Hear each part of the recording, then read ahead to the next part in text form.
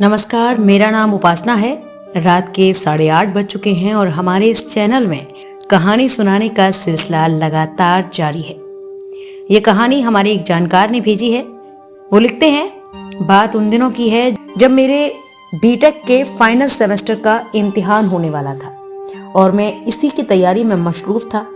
अपनी सुविधा और आज़ादी के लिए हॉस्टल में रहने के बजाय मैंने शहर में एक कमरा किराए पर लेकर रहने का फैसला किया था।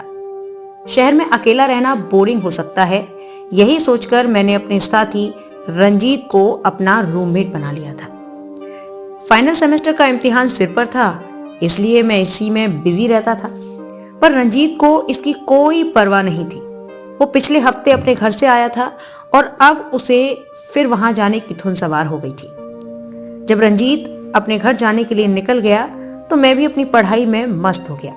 अभी आधा घंटा भी नहीं बीता होगा, रंजीत लौट कर मुझसे बोला, भाई ये बता, अगर किसी को मदद की जरूरत हो तो उसकी मदद करनी चाहिए या नहीं।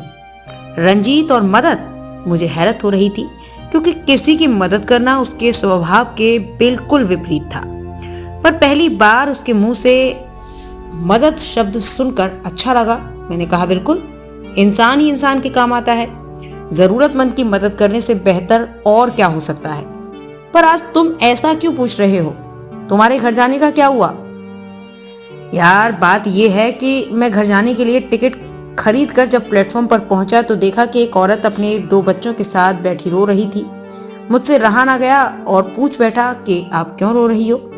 उस औरत ने जवाब दिया, मुझे जहानाबाद जाना है। इस समय वहां जाने वाली कोई गाड़ी नहीं है।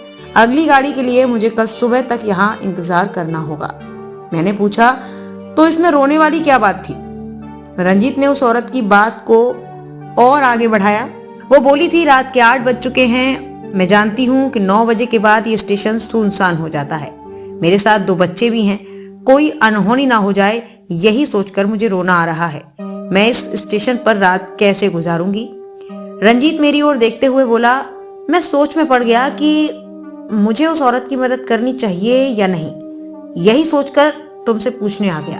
देखो भाई रंजीत, हम लोग यहाँ बैचलर हैं। किसी की मदद करना तो ठीक है, पर किसी अनजान औरत को कमरे पर लाना मुझे अच्छा नहीं लग रहा है।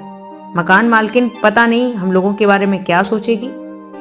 मुझे उस समय पता नहीं क्यों उस अनजान औरत को कमरे पर लाने का ख्याल अच्छा नहीं लग रहा था, इसलिए अपने मन की बात उसे बता दी।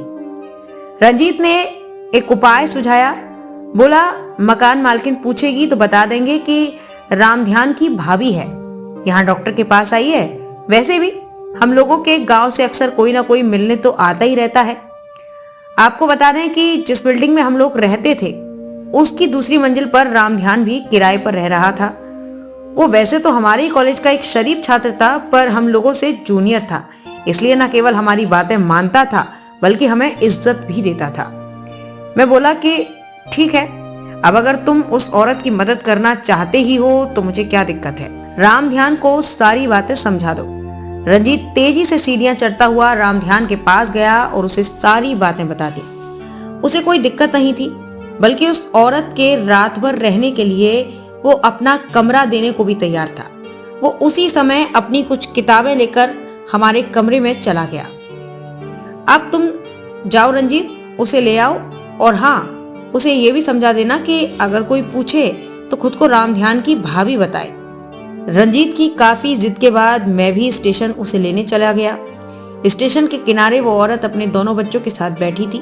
वो हमें देखकर मुस्कुराने लगी। न जाने क्यों उसका इस तरह मुस्कुराना मुझे अच्छा नहीं लगा। मैं सोचने लगा कि न जाने कैसी औरत है, पर उस समय मुझसे कुछ बोलते नहीं बना। कमरे पर पहुंचते पहुंचते रात के 8 बज चुके थे। रंजीत ने उसे सारी बात समझाकर रामध्यान के कमरे में ठहरा दिया। मैंने रंजीत से कहा, भाई जब ये हमारे यहाँ आ गई है तो इसके खाने पीने का भी इंतजाम तो हमें ही करना पड़ेगा। जाओ होटल से कुछ ले आओ। रंजीत खुशी खुशी होटल की ओर चल पड़ा। मुझे बड़ा अजीब लग रहा था कि रंजीत को आज क्या हो गया है, पर मैं चुप था। वो जितनी तेजी से गया था उतनी ही तेजी से और बहुत जल्दी खाने पीने का सामान लेकर लौटा था। मैंने रंजीत से कहा, जाओ उसे खाना दे आओ, हम दोनों रामध्यान के साथ यहीं खा लेंगे। रंजीत खाना देने ऊपर के कमरे में गया और तकरीबन आधा घंटे बाद लौटा। मुझे भूख लगी थी, लेकिन मैं उसका इंतजार कर रहा था। सोच रहा था कि उसके आने के बाद साथ बैठकर खाएंगे। मैंने पूछा, तुमने इतनी देर क्यों लगा दी? रंजीत धीरे से बोला, भाई उसके कहने पर मैंने भी ना उसी के साथ खाना खा लिया।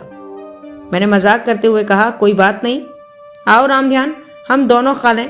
हम तो इसी का इंतजार कर रहे थे और ये तुम्हारी भाभी के साथ खाना खाया आया। रात को खाना खाने के बाद अक्सर हम लोग बाहर टहलने के लिए निकला करते थे, इसलिए खाने के बाद मैं बाहर जाने के लिए तैयार हो गया और रंजीत को भी तैयार होने के लिए कहा। रंजीत टालमटोल करते हुए बोला, आज मेरा जाने का मन नहीं है। आखिरकार मैं और रामध्यान टहलने के लिए निकले। तकरीबन आधा घंटे के बाद लौटे। वापस आने पर देखा कि हमारे कमरे पर ताला लगा हुआ था। रामध्यान ने हंसते हुए कहा, भैया हो सकता है रंजीत भैया भाभी के पास गए होंगे। मैंने रामध्यान से कहा, हो सकता है, जाकर देखो। थोड़ी देर बाद रामध्यान और रंजीत हंसते मुस्कुराते सीढ़ियों से नीचे आ रहे थे। रंजीत ने कहा, भाभी जी तो बहुत ही मजाकिया हैं भाई, सच में मजा आ गया। वो दोनों हंस रहे थे पर मुझे गुस्सा आ रहा था। मैं कमरे में जाकर सो गया। देर रात को रंजीत और रामध्यान की बातों से मेरी नींद टूटी और दोनों को देखकर लग रहा था कि वो दोनों अभी अभी कहीं से लौटे हैं। मैंने उनसे पूछा, तुम दोनों कहाँ गए थे और अभी तक सोए क्यों नहीं? दोनों ने एक सुर में कहा, कहीं नहीं, बस अभी सोने ही वाले हैं। थोड़ी देर बाद रंजीत ने मुझे जगाते हुए कहा, भाई तुम्हें एक बात कहनी है। मैंने कहा, इतनी रात को? बोलो, क्या बात कहनी है? उसने मुझसे पूछा कि तुम बुरा तो नहीं मानोगे? फिर आगे बोला, तुम चाहो तो भाभी जी के मजे ले सकते हो। मैंने गुस्से से कहा, क्या बक रहे हो रंजीत, तुम्हें क्या हो गया है? रंजीत कुटिल मुस्कान के साथ कहा, भाई अच्छा मौका है, चाहो तो हाथ साफ कर लो। मैंने उससे बात कर ली है, एक बार के लिए 200 रुपए में सौदा पक्का हुआ है। मैं गुस्से में बोला कि मुझे तुम्हारी सोच से घिन आती है रंजीत, आखिर तुम अपने असली रूप में आ ही गए। मुझे हैरत हो रही थी कि तुम भला किसी की मदद कैसे कर सकते हो। अब तुम्हारी असलियत सामने आई। मुझे पहले से ही शक हो रहा था, पर मैं ये सोचकर चुप था कि चलो एक अच्छा काम कर रहे हैं। अच्छा क्या खाक कर रहे हैं? रंजीत कुछ नहीं बोला, वो सिर झुकाए बैठा था। थोड़ी देर तक हम दोनों ऐसे ही चुपचाप बैठे रहे। रामध्यान अब तक सो चुका था। थोड़ी देर बाद रंजीत बोला, ठीक है भाई, सो जाओ, मैं भी सोता हूँ। सुबह जब मैं उठा तब तक 7 बज चुके थे। रामध्यान की तथाकथित भाभी इस समय हमारे कमरे में बैठी थी। रामध्यान और रंजीत भी उसके पास ही बैठे थे। मुझे देखते हुए वो बोली, मैं आपके ही उठने का इंतजार कर रही थी। मैंने पूछा, क्या हुआ? उसने हंसते हुए कहा, हुआ कुछ नहीं, मैं जा रही हूँ, कुछ बख्शीश तो दे दीजिए। बख्शीश किस बात की? तभी वो औरत गुस्से में बोली, देखो मिस्टर, आपके इस दोस्त ने 200 रुपए में एक बार की बात करके मेरी इज्जत का सौदा किया था। इन दोनों ने 2-2 बार मेरी इज्जत को तार तार किया। इस तरह पूरे 800 रुपए बनते हैं और ये हैं कि मुझे केवल 400 रुपए देकर टरकाना चाहते हैं। मैं भी अड़ चुकी हूँ। बंद कमरे में मेरी इज्जत जाते हुए किसी ने नहीं देखी। अब अगर मैं चिल्लाकर बताने लगी कि तुम लोग मुझे यहाँ क्यों लाए थे तो तुम लोगों की इज्जत गई समझो। मैंने रंजीत और रामध्यान की ओर देखा। वे दोनों सिर झुकाए चुपचाप बैठे थे। मुझसे कोई भी नजरें नहीं मिला रहा था। मैं सारी बात समझ चुका था। यह भी जानता था कि रंजीत और रामध्यान के पास और पैसे नहीं होंगे। ऐसे में मुझे ही अपनी जेब ढीली करनी होगी। मैंने अपना पर्स निकाला और उसमें से 400 रुपए देते हुए बोला, लीजिए अपने पैसे। पैसे मिलते ही वो खुश हो गई और अपने रास्ते चल पड़ी। मैं सोच रहा था कि इज्जत आखिर है क्या। कल उसकी इज्जत बचाने के लिए हमने उसे सहारा दिया था और आज अपनी इज्जत बचाने के लिए हम उसे पैसे देने पड़े। इस तरह कहने को तो दुनिया की नजरों में हम सभी की इज्जत जाते जाते बची है। वो औरत बाइज्जत अपने रास्ते गई और हम अपने घर में। आज भी जब मैं उस घटना को याद करता हूँ तो सोचने को मजबूर हो जाता हूँ कि क्या वाकई उस औरत के साथ हम सभी ने अपनी अपनी इज्जत बचा ली थी। इज्जत हमारे हैवानियत से भरे कामों के ऊपर पड़ा पर्दा है। इसी पर्दे को तार तार होने से बचाने के लिए हमने उस औरत को पैसे दिए। ये पर्दा दुनिया से तो हमारी हिफाजत करता नजर आ रहा है, पर हम सभी ने एक दूसरे को बिना इस पर्दे के देख लिया है।